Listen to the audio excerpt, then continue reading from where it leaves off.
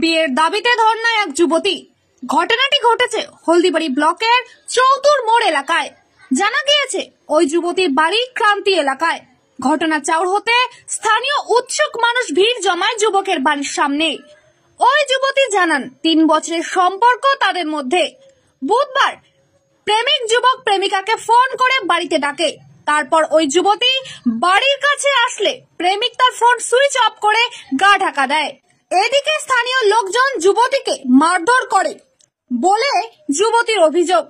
ঘটনার খবর হলদিবাড়ি থানার পুলিশ গিয়ে ওই যুবতীকে উদ্ধার করে হলদিবাড়ি গ্রামীণ হাসপাতালে নিয়ে আসে। বর্তমানে হলদিবাড়ি গ্রামীণ হাসপাতালে চিকিৎসাধীন ওই যুবতী। কি জানাচ্ছেন ওই যুবতী শুনুন। একটা ছেলেকে আমি ভালোবাসি 3 বছর ধরে। ওই ছেলেটা আমাকে এখন ডাইকে নিয়ে এসছে। ডাইকে নিয়ে আসার পরে যখন আমার বাড়ির পাশে আসি তখন ও মোবাইল সুইচ অফ করে রাখছে। বাড়ি চৈতুর মোড়ে। কবে এসেছিলে? কালকে। কয়টার সময়? 4টার দিকে। যখন ওর বাড়ি যাই তখন ওর বাড়ির পাশের লোক আমার সঙ্গে অত্যাচার করে। তারপর থেকে আর আমি কিছু বলতে পারি না, আমি অজ্ঞান হয়ে গেছিলাম। ওদের বাড়ির পাশের লোক, পাড়া প্রতিবেশী। হ্যাঁ। তুমি বাড়ি ঢুকতে পারোনি? না। তারপর কি হয়? তারপরে যে আমি কিছু বলতে পারি না, আমি অজ্ঞান হয়ে গেছিলাম, আর কিছু বলতে পারি না আমি।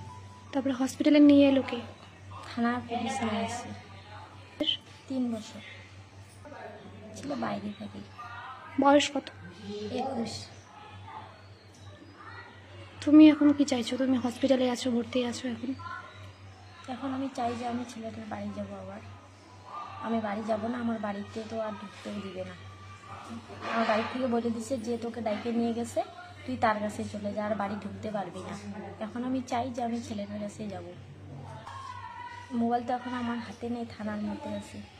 আচ্ছা, তাহলে তুমি এখন মোট কথা কি চাইছো? আমি চাই যে আমি এখন ছেলেটার কাছে যাব। আমি আর বাড়ি রিটার্ন যাব না। আমি বাড়ি থেকে বের হচ্ছি তো বেরো, আর বাড়ি যেতে চাই না। আমাকে যদি ও এমনিতেই যদি মনে করো ঘোরাফেরা করতো তাহলে আমি কিছু মনেই করতাম না। আমার সঙ্গে তো সব কিছু করা হয়ে গেছে। আমার সঙ্গে তো ধর্ষণ পর্যন্ত করছে। ওটার জন্য আমি মানছি না, আমি ছেলেটার কাছেই যাবো। এটা 1 মাস আগে। কোথায়? জলপাইগুড়ি উকিলপাড়াতে। আচ্ছা, তোমার হয়ে এ বিষয়ে জানাওনি কাউকে? এ বিষয়ে জানাইছি, আমি ওদের বাড়িতেও জানাইছি। কি বলছে বাড়ির লোক? ওরা মেনে নিচ্ছে না। আচ্ছা, কালকে যখন আসছিলাম তখনও ওদের বাড়ির পাশের যে লোক আছে সবাইকে আমি বলছি আমার এরকম এরকম ব্যাপার, আমি সব খুলে বলছিলাম। আচ্ছা, ওরা আমাকে পাত্তা দেয়নি।